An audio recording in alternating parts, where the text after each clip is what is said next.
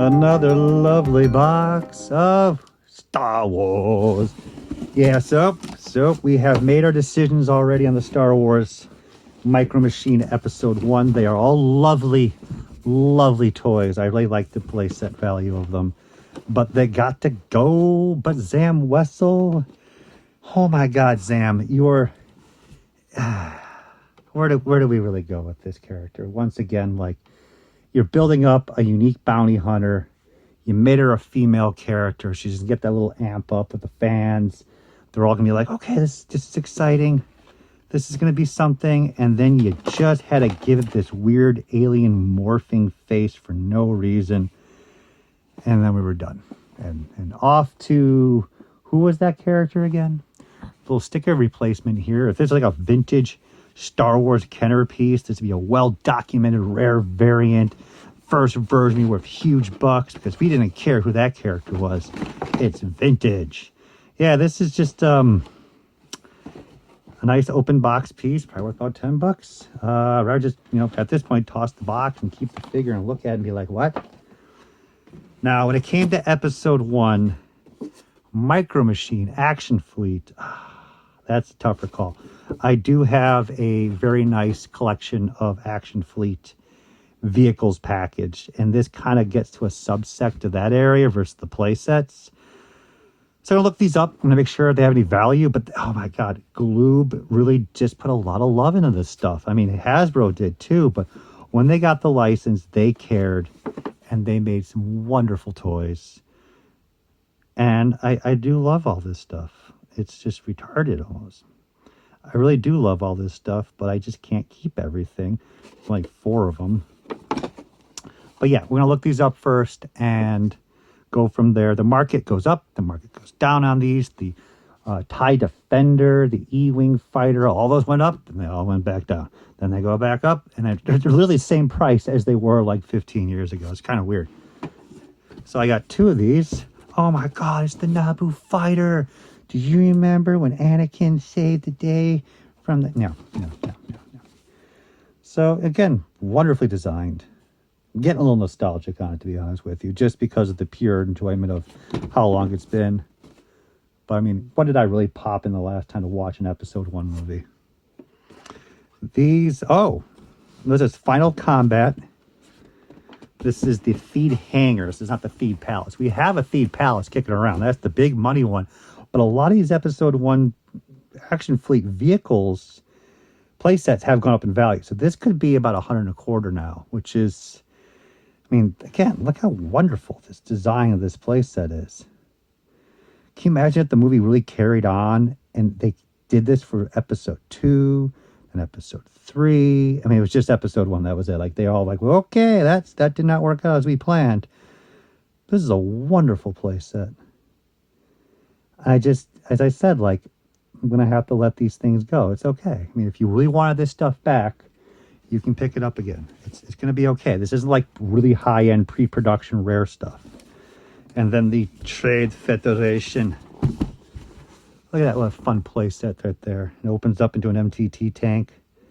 That's neat. This isn't exciting as the play sets for Feed, but this is still pretty cool. This will probably be lesser, because it's more of an open-closed carrying case battlefield set, probably like 75 to 100. And again, everyone's going to have this dead stock. It's just one of those things that most of these are dead stock. But still sealed. As expected, still sealed. So let's get this puppy out. I'll have to look at the back a little bit. Oh my God, look at all those vehicles. There's the Feed Palace Assault. Royal Starship Repair is getting expensive. There are some very difficult Final Series Galoob, as you guys know. But, man, yeah, let's just see how it rolls, because we got to start moving stuff. The last couple boxes I've been opening have literally been, oh, no, I'll keep half of it or keep more. No, we got to keep moving this stuff. Okay, we'll wrap up a quick one here of absolute mid-2000s and later Doggy Doo-Doo. Holy crud. So this is a great tub to represent all the money that died in those time frame of those years. The Green Lantern movie comes out. Mattel bets huge on it, and I can't blame them. And yeah, We all know how that went, guys, right? A lot of big money, a lot of big effort, and a lot of it just hit clearance. We can get the 5 photo greeting cards. It's in the store at the HP kiosk. Well, I better not peel that. It's going to devalue this from $4 to $4. I have no idea the value of these. I must have bought these on clearance at some point for a couple bucks each, just hoping to pack it away. This was interesting. It was a good play value. It instantly transforms like cube construct, like an early wannabe Bakugan. I mean, it was there. It was there. I get it. They have to have a unique, but also cheap to manufacture gimmick. And this is pretty creative. I'm going to give Mattel on that one. But I mean, did it really pan out in the end? Because it all had to be green color with no paint deco apps. Is this really a scorpion's eyeballs and his teeth right there? We could all have a long debate on that. And we should. Because with the way the world's going today, this is what needs to be really talked about. Later. Oh, the cannon. Oh, no, the buzzsaw cannon. Oh, my God. These are going to be like $4 each. And it just, at this point, you might as well just open them and sell them loose, because they'll sell better loose. And then we move to Generator Rex, which I did watch a little bit of this. And it was not a bad show at all. And it was like an adult version of Ben 10. Like, they are just going to squeeze that in. And if you approached me and literally said, like, hey, we need investors. This is the concept. I'd like, here, take my money. And even though with all the fun monsters and creative writing, it still didn't pan out. It's just one of those things, man. It's like everything was going pretty good for it. Just, you guys tell me, man, why did it fail? So this was all, I mean, I didn't even pay $7.48. This was $15 retail, which is pretty damn expensive. But I mean, what else did you expect from Mattel? So 15, it was $8, and I probably paid like $5 for this. I like the monsters. I went out and I kept one of each one. I got rid of a lot of the extras already. They don't sell well for jack, to be honest with you. But I'm going to get them in a group lot, bounce them all out. This one's a little more uncommon. But this is stuff that this whole tub is going. That's great. Here we go. $2.48 for the Providence Stealth Cycle. I bet that's the toughest vehicle. And again, nobody cares. But yeah, we got to move this stuff out. So this is a great tub just to hustle out. Maybe I'll just keep one carded figure and that's it. You know how it is. Keep one little sample. Awesome. But yeah, that's just how this stuff goes. And you're buying it thinking that it would have some value, but you're just kind of delusional because you really didn't know what you were doing. But the Bakugans panned out. Some stuff has absolutely panned out. Some stuff doesn't. That's just how it is. And that's why we're purging this stuff. So we are going at a much faster pace now. Let's keep this up. And here we are, sign of the times again. So we got Harry Potter and we have Thundercats. Again, Thundercats, absolutely love the classics. And the new series, I watched it for a while, but I didn't like get drawn in. So let's say that. We have our classics Tigra, but with all the new toys that they're making, even this thing doesn't probably hold up much value, to be honest with you. They just keep making this stuff over and over and over.